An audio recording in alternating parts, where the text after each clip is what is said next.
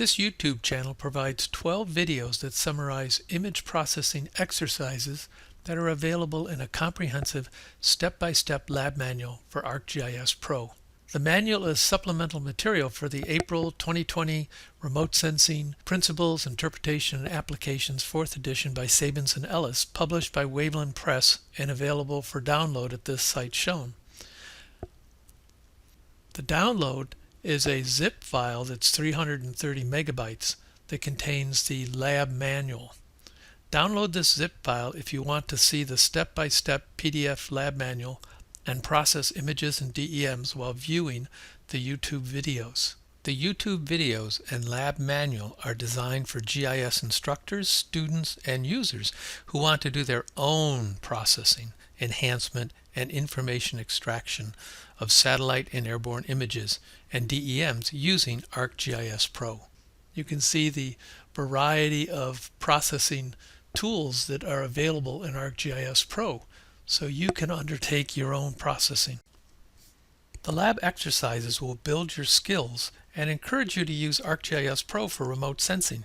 Here's some of the applications that can be done with the knowledge gained in the lab exercises. So in 4, we learn a lot about band ratios, and one in particular, NDVI, is used extensively for agricultural crop health and measuring environmental stress, but also there's band ratios where you can map clay and iron-rich soils. In Lab 6, we learn about principal components, which is very useful for geologic mapping and differentiating subtle features on the surface of the Earth. Also, Lab 6 has pan sharpening that we use to improve an image's level of detail while retaining the color information. Lab 7, georeferencing, will enable you to integrate historic maps and aerial photographs into GIS. You can just scan the old map or scan the old photograph and georeference it, get coordinates on it, and put it into your GIS. Also, you can add coordinates to a drone or a balloon image.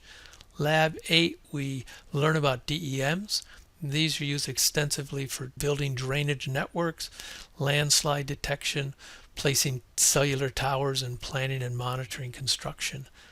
Lab 9, we learn about unsupervised classification, which rapidly enables you to map natural vegetation, crops, exposed soil, and rocks, just using the spectral information in the multispectral data set, like a Landsat image or a WorldView 3 image. And Lab 10 is supervised classification, where you actually know what some of the features are, and you tell the computer, this I know is water, this I know is dry grass. It enables you to map complex developed areas and map known features. And then Lab 11 is change detection, which is very useful for looking at imagery before and after natural disasters and to monitor urban sprawl. With the knowledge gained, you can do these and many more applications. The 12 labs cover a variety of locations from Wyoming, Afghanistan, California, New York, to Missouri and Japan.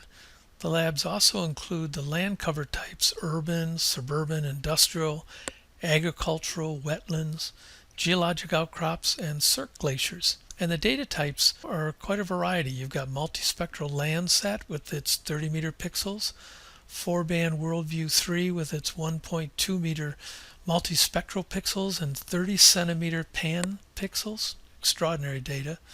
The 4-band USDA NAIP imagery, color drone images, manned aircraft images, and space shuttle and LiDAR DEMs to work with. And finally, the USGS National Land Cover Database maps. The lab manual uses examples discussed and shown in the textbook, which provides GIS students improved understanding of essential remote sensing principles and technology while processing textbook images and DEMs. Here we see the textbook principal component images and discussions along with the lab manual exercise for principal components.